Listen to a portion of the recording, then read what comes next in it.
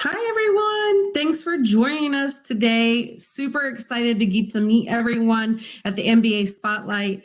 Yay, excellent. I know we're getting started just a few minutes late, so thanks so much for hanging out with us and joining. Awesome. So I am Jen Churchnow. I am the CEO of Aringo MBA Admissions Consulting, and today we're going to talk about the conversations you need to have before you actually start your application writing these essays, because you need to get to know the school. And this is how you do it beyond just reading the website. So today we're going to have some live chat. So you guys, thank you so much for checking in and saying hello, Bay Area. I love it. Awesome. Thanks everybody for joining. Again, so excited. So please do post your questions here in the chat as we go along. I'll try to answer them. If by chance I miss something, please let me know, and I can always circle back, or we will have a Q&A session at the end. So awesome. So we will get started. So again, welcome everyone, Jen T with Aringo. We're going to be talking about unlocking the success of these conversations that you can have before you actually write your MBA application. So as I mentioned, I'm Jen T with Aringo. Aringo is a full-time MBA admissions consulting firm. And so what we do is we help clients write their applications for top MBA programs, master's programs, graduate PhD programs, any kind of application you got, we are here to help you with them.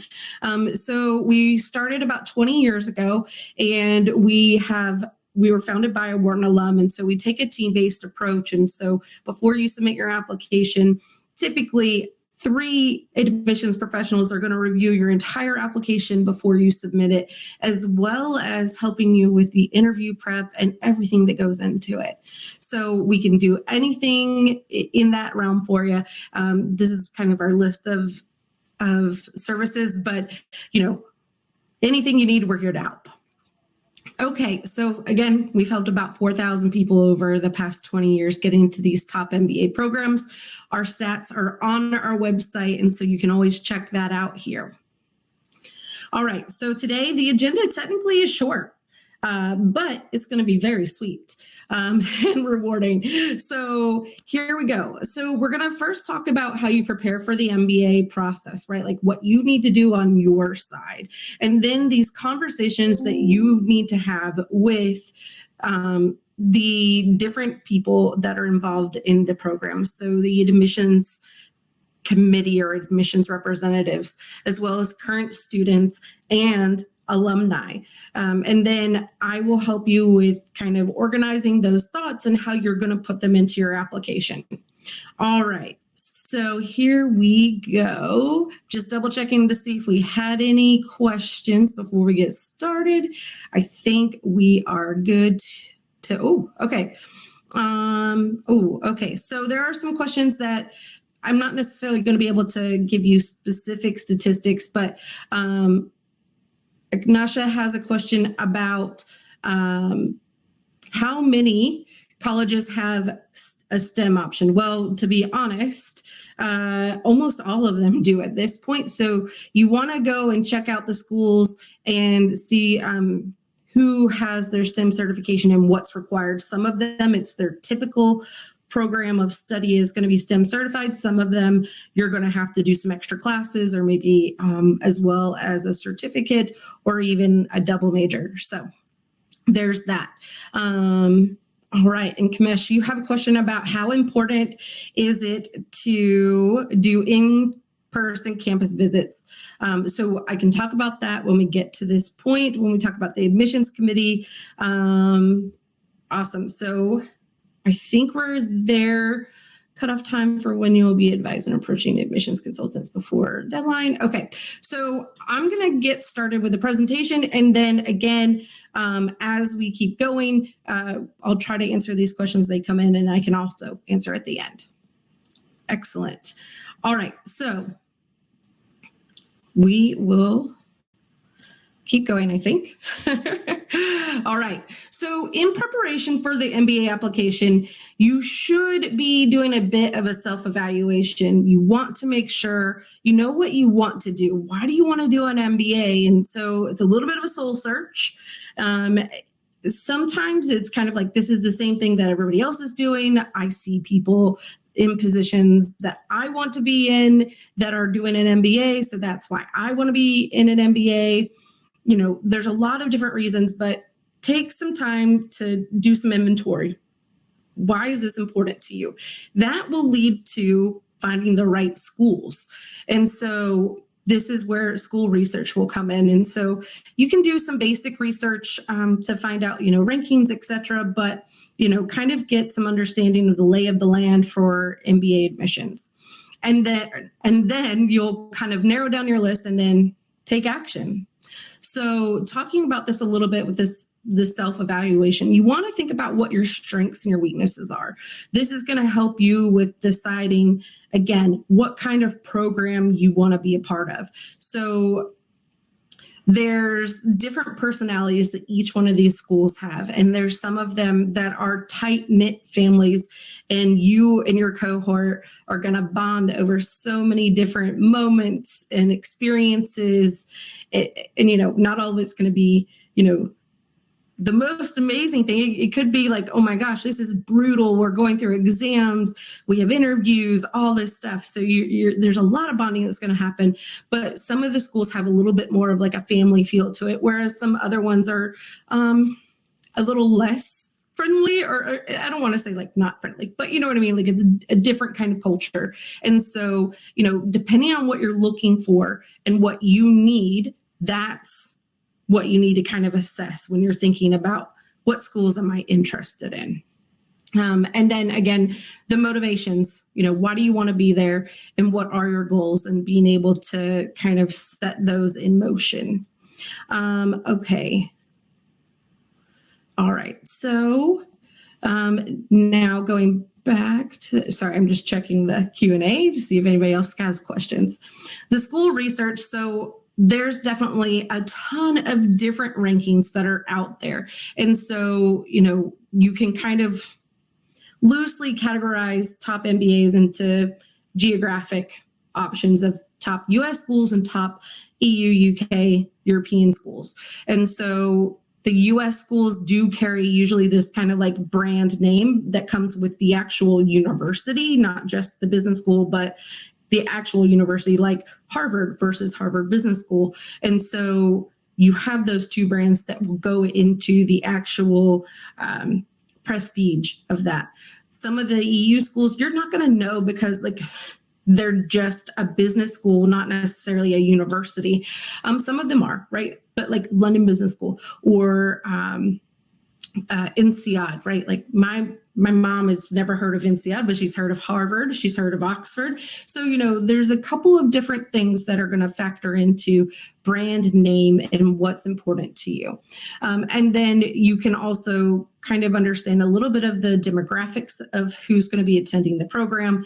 US schools tend to be a little bit over 50% US or domestic or North American candidates, whereas abroad, they're typically, well, I say abroad because I'm in the US, but the European schools are going to be typically a very international cohort. So you can get to know a lot of different parts and geographies, different ecosystems, as well as the different financial systems, et cetera, from your peers while you're learning in a new environment.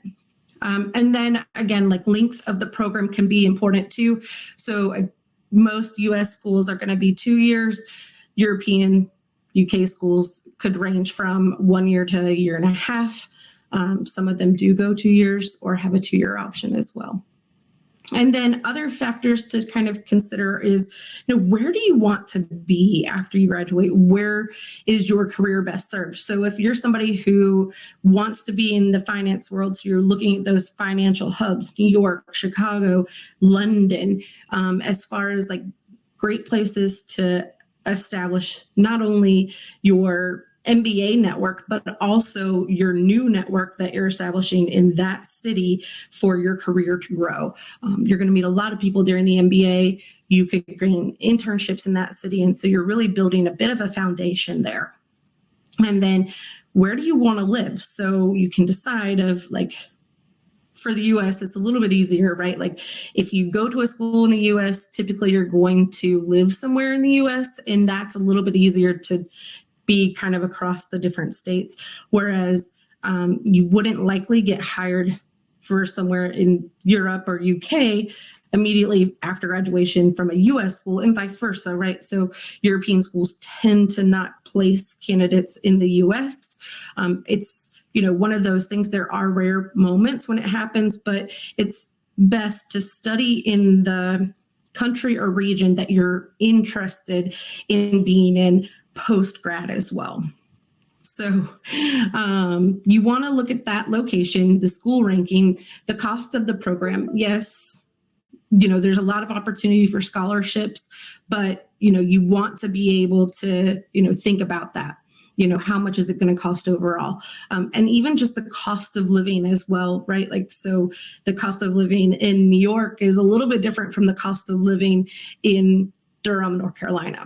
So specializations. So each school has their own special niche of curriculum that is tailored to different career paths. So you want to look at that as well. Teaching methods, the case method, the Chicago method, like there's a lot of different options out there. And so you want to be able to, be familiar with that and make that informed decision. And then class size, as we kind of talked about before, some class sizes could range from 900 students all the way down to maybe 300 students or even smaller than that at some schools. So, again, think about how many people you feel comfortable with kind of intermixing with and what kind of relationships you can establish in your cohort, your group, whatever they might be called at the specific schools. And then beyond that, you kind of want to put together a list that's going to have, some schools that are reach, which means they're above where your statistics are, but you might have something special to offer, some uniqueness, and that's going to help you with getting into that school. So you want to have some reach schools that are aspirational. You want to have target schools that you're right on. You're right within their kind of GMAT, GRE, GPA range. You have the right years of work experience, background, etc. All the things kind of match with their student profiles. And then you can have some safety schools, some schools that, maybe are a little bit above. And then you can also think of maybe there's more opportunity for scholarship if your statistics are higher, and can definitely help with that. And so most students will apply to about 4 to 7 schools. Okay, so I'm going to take a quick second to look at any questions we have. So, all right, Yash wants to know, what's the critical cutoff time that you will advise for approaching admissions consultants before the deadline? I think that's depends on what you're looking for. So most admissions consultants offer kind of like an all-inclusive package, and that is going to take 4 to 5 weeks, or they might have an expedited timeline that you can use, or they might offer what we offer is called a test drive, or like a gut check. So you submit all the documents to us, and we have a school expert review the entire application and give you constructive feedback on how to improve that application, what's good, what needs to be improved, etc. So we give you actionable items to go along with that. So it kind of depends on what you're looking at and what your budget has to offer and what you're looking for. If you're looking for somebody to guide you through the process, I would definitely, and you're looking at round 1, and I'll talk about this again towards the end. I know that I have it in the slides, but I would say that you want to be able to have, 3 to 4 weeks for each school at the minimum, just so that you can make sure you're getting what you need. Okay. I think I already answered this one about STEM. I know that Aringo GMAT Club, all of the kind of your resources will have those lists of which schools have STEM certifications and what's required. So I can always send that to you later on for the personalized link. And then what's the best way to reach out and connect to start pre-MBA conversations and make a genuine conversation? Okay, perfect. We're going to talk about that in just a little bit, Pay. And then how important is it for in-person campus visits? We'll talk about that. And then what kind of scholarships are there oriented to women? So Hannah, I would say I would look into the Forte Foundation. They do offer, the kind of like a little bit of a boot camp that you can be part of and maybe potentially lead to waivers for schools that are participants in the program. It's called the MBA Launch Program. And so they do have that on demand, so you could join it even now for the fall applications. And then if you complete the whole program, then you get waivers to schools.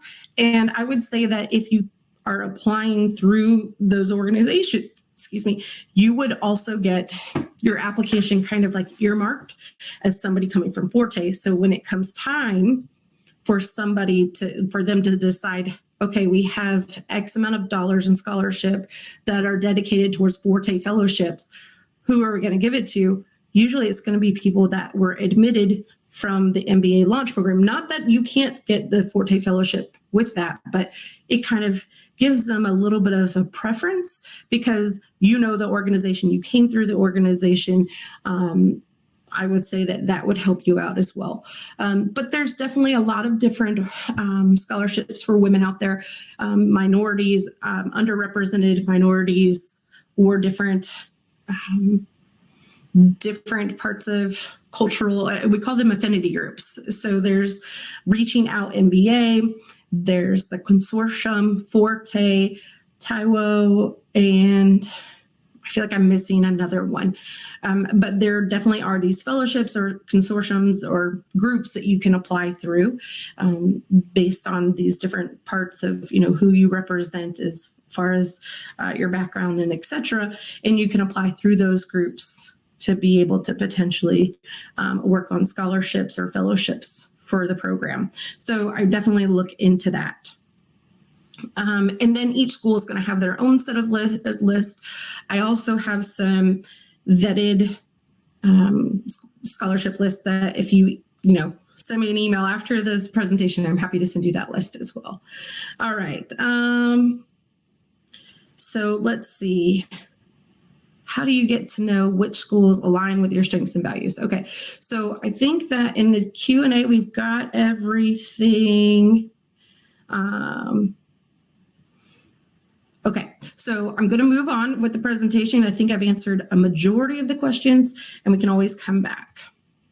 All right, so now it's time to take action. So we were talking about the timeline of when you need to get started. So here we kind of have a little bit of a breakdown. If you're applying to round one, you absolutely want to get your GMAT GRE done as soon as possible. I would absolutely say by mid-July. You want to give yourself some time just in case something happens.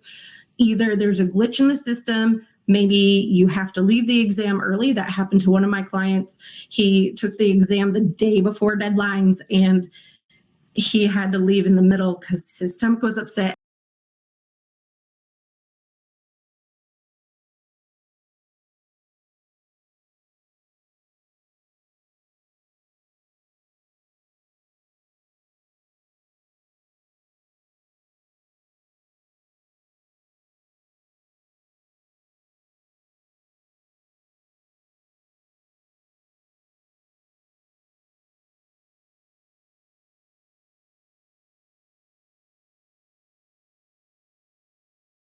And wow, then he had to wait until round two because of everything. So just, plan ahead and give yourself room for if you have to retake it. Not that anybody wants to retake it, but just give yourself a little bit of room.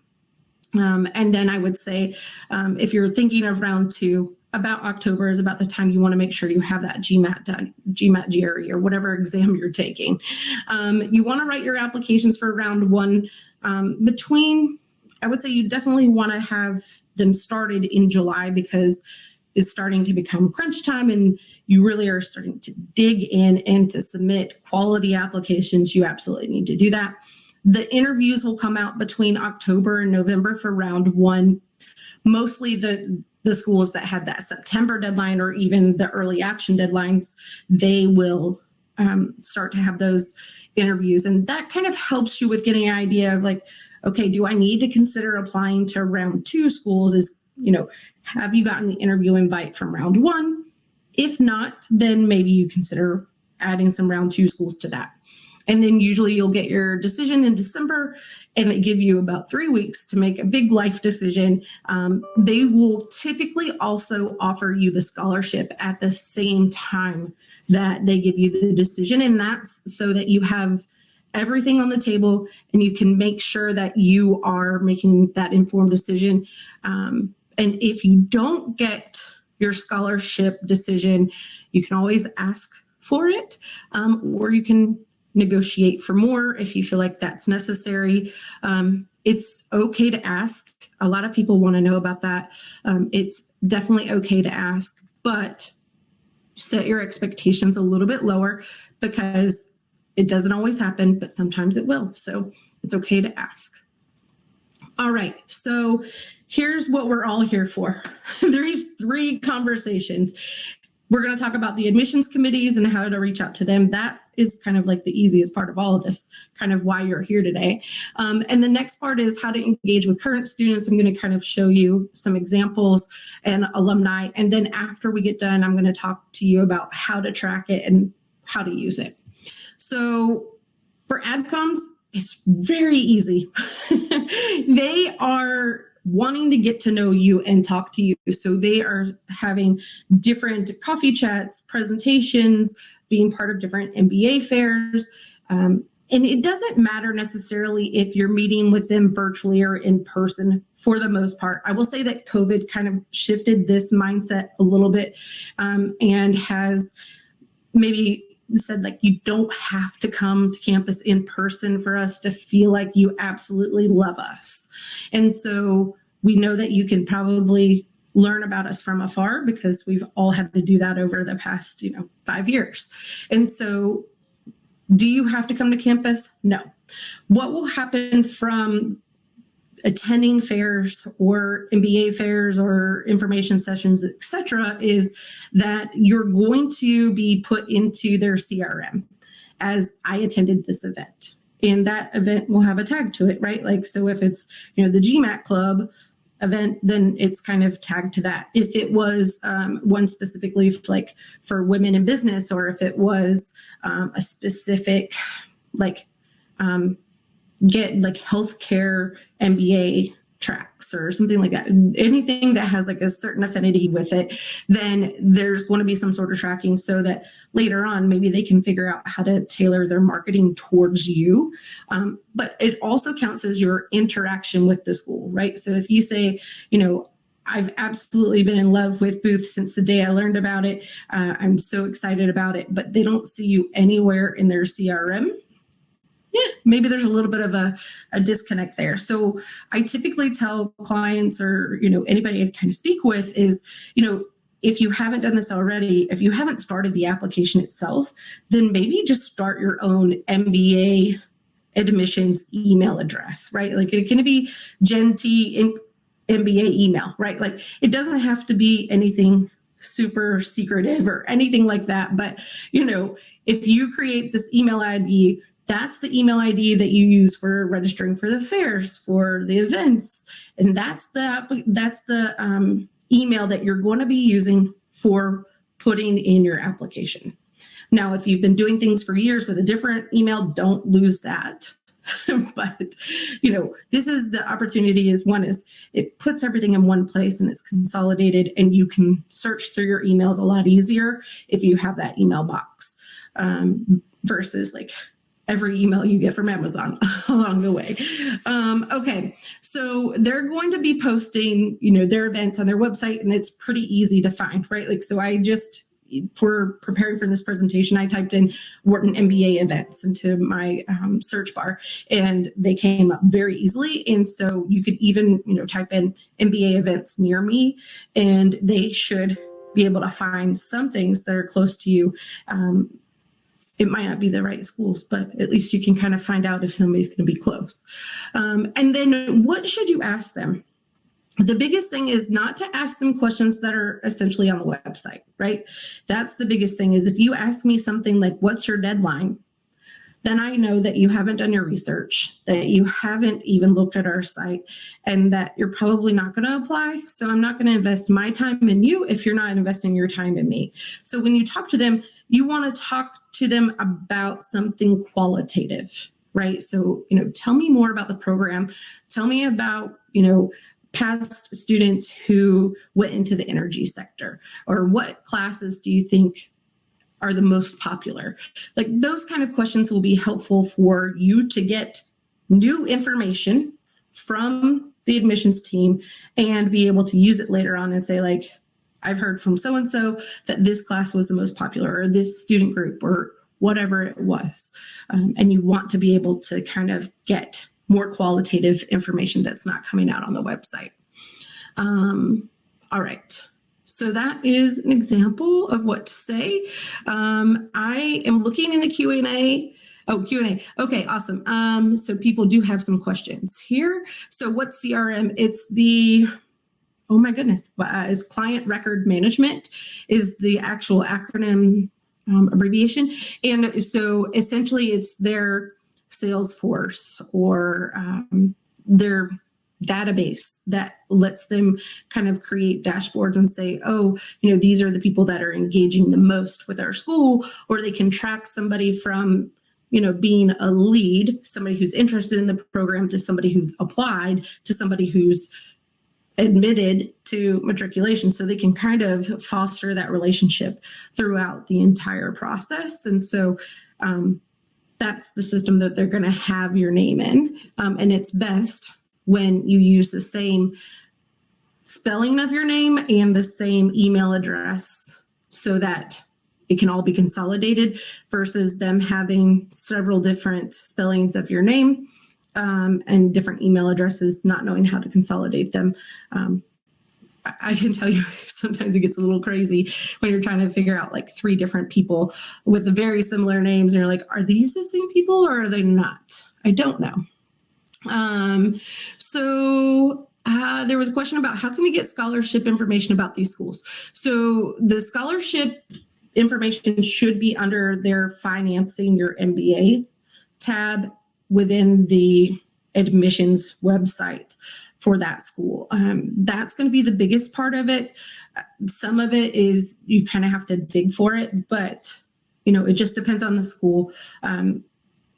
I have some examples. Again, if you email me and ask for it, I can definitely send it to you specifically.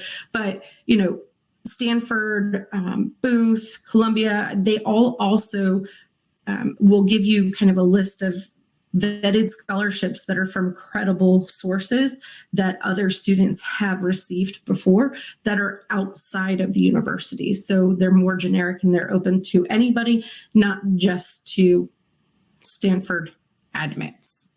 And again, we can talk about that more later. So the niche of different schools. I'm not sure what you're asking, Gift, about that. So I'm just going to write to you to tell me more about what you mean. And so I'm not sure what that is exactly, but what I can say is that each school kind of has maybe a personality that they have kind of formed over the years. And so, Wharton typically is, considered a finance school. Columbia is considered a finance school, as well as NYU, Booth, LBS. So maybe that's the niche that you're talking about. There's certain schools that have like a healthcare track. So Wharton, again, is one of those. Darden, Duke, those are some other options. So maybe that's the niche. I'm not sure if you're talking about that, but you can give me more information and I can help answer that. Okay, so Bona says, do you think for a person to transition into a new field to do a certificate, short courses will be helpful for their application in the fall, for fall 25? I think that you don't have a lot of time between now and when applications are due. So a certification may take away from the quality of the application you're submitting. So if you were going to submit an application in the fall of 25 to start an MBA program in fall of 26, then absolutely the certificate can be helpful, but not necessary. If you've already got certificates, those can be things that help add to the credibility of your profile, but not necessarily something that's required. Okay. Okay, there's some more questions about admissions, but let's move forward with current students. So this is probably one of the hardest things, is to get in touch with current students. Maybe not, maybe alumni, I don't know. But depending on where we are in the point of the year, it depends, because right now students just either graduated from the program or they're just about to start their internship, study abroad in this little kind of shoulder month, so to say, between when they have a little bit of time to study abroad before they start their internship, between year 1 and year 2. So this part is a little bit hard. So what I say is utilize the school website and their social media. Sometimes they will feature ambassadors for the program. Most every school has an ambassador program. And so those are students who've already raised their hand and said, hey, I want to help people with their applications to the MBA program. I want to share the love and the knowledge, and I want to be that information point. And so those people are amazing to reach out to. Sometimes the ambassadors will have a link to their email address. Sometimes it's a request form to the admissions committee to be able to speak with somebody from the ambassador team. And sometimes you can't find the ambassadors on the site, right? But that's one place to look. Another one is that schools tend to try to have student-led events, or with a coffee chat or a panel, like about careers or about internships or specific niches like energy, sustainability, those different types of things. Or they maybe even have like women in business panels, those types of things. So that's sometimes where you can find students as well. The other thing that you can do is look at the student clubs. So I kind of gave an example here, and I know that's a little bit narrow, but hopefully you can kind of get the gist of what I did. So I know it's Wharton heavy today. It's not necessarily an endorsement for the school. It's just one of the ones that has what I was looking for. So I typed in Wharton MBA events, and I was able to find that they're hosting a student-led coffee chat on June 13th. So if you want to talk to students, join this coffee chat because they're going to have some there live. And again, many schools have coffee chats, so you can always look for them on their events tab. So then the other part, again, is looking at the student clubs. And this is even better for you for being able to speak to specific students about the curriculum or something that is special to you that you're looking for in an MBA program. So you go to the student life tab or life at Wharton or life, whatever it is, they're going to have some sort of tab that's about being there. Or you could even type in your search bar of Wharton MBA student clubs. And so likely you'll get some. And then you can see kind of towards the bottom of this presentation screen that there's different categories that they're going to give you. So you can either look at them in different ways, or you can look at all of them and be like, oh my gosh, there's so many things that I could do. It's overwhelming, but don't be overwhelmed. You can join a couple and be really excited, and then join any event as they come up. So that's where I would look. So now this is one of the clubs that I picked out. So they have an energy club. And so not all of the clubs have this, but the energy club does. They have a website and an email address listed. So if you can you're like internet sleuthing here. So if you dig into their website, I can go to their About tab and see who the club presidents are. And then sometimes they'll have email links in their website. Sometimes they won't, like this. And so now I can go onto LinkedIn and I can email Brian Ramsey and say, hey, Brian, I saw that you're a president of the Wharton Energy Club, and I'm really excited about sustainability, and I'm going to be moving over from the oil and gas field, and I want to talk to you about, you know, how you've felt that the curriculum is helping you and your peers with doing this, the way that you've been able to get involved in the community, et cetera. Like, ask a couple of questions that are relevant to that specific subject, because you're going to have a captive audience, right? Like, you know that Brian is part of this energy club. If somebody's an ambassador, it might be very generic, but this is kind of one of the ways. The other thing is that you can always email the club as well. So from this email address, or they even have like a contact us on their website. So if you email them and say like, hey, I'm a prospective student for fall 25. I'd love to get in touch with somebody from the energy club that moved from the oil and gas field into sustainable energy. Can you connect me with somebody from the club that can talk to me about that? That helps you with, again, finding the right person in their niche and helping you with making those connections where you can get some solid information to learn about the program, make sure it's the right fit for you, but then also to use later on in your application. All right, so let's see. So someone asks, DK asks, would you suggest to connect with AdCom directly on a one-on-one meeting? Absolutely. So, and I guess like this is another great point to kind of mention about any type of meeting that you have pre-application. Before you submit your application, anything that you ask or talk to anybody in this genre, so the admissions team, students, alumni, professors, whoever you spoke to, generally will not be part of your application. That's not going to go into what the admissions committee reviews for the actual application itself. So they're never going to be like, hey, Simone came up to me and asked me this really silly question at the MBA fair, and I can't believe it. Why would we admit her? Right?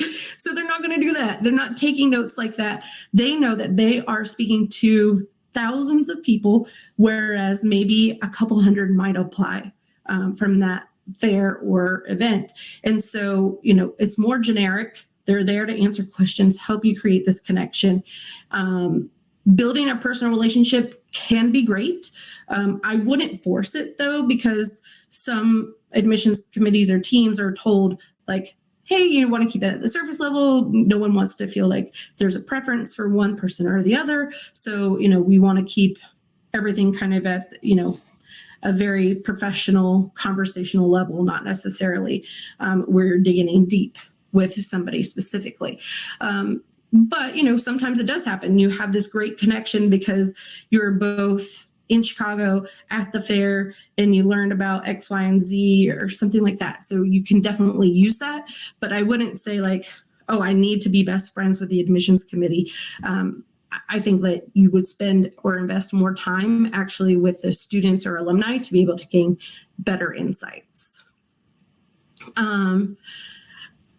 Gift says, I'd be interested in learning more about the different, okay, we already did that one. Sorry, I just trying to make sure I get everything. Do top colleges have bias towards GMAT and GRE? Answer is no. So schools, for the most part, are going to ask you to do the one that you do the best in. There is, I mean, I guess like I don't have any scientific proof of it, but there's, it's pretty normal for somebody to do really well in one and not well in the other. So if you're really struggling with the GMAT, I highly encourage you to try the GRE or vice versa. Schools are not going to have a preference for one or the other. And GMAT has gotten a lot more of the screen time or, you know, like is more prevalent only because it is an exam created specifically for business schools. And GRE is for all graduate programs. And so traditionally, you know, most schools only wanted the GMAT, but now even 30% of the Stanford class last year were admitted from a GRE score. So, it's definitely accepted. Some schools will even say that you can present your executive assessment score. I would say that use that with a grain of salt.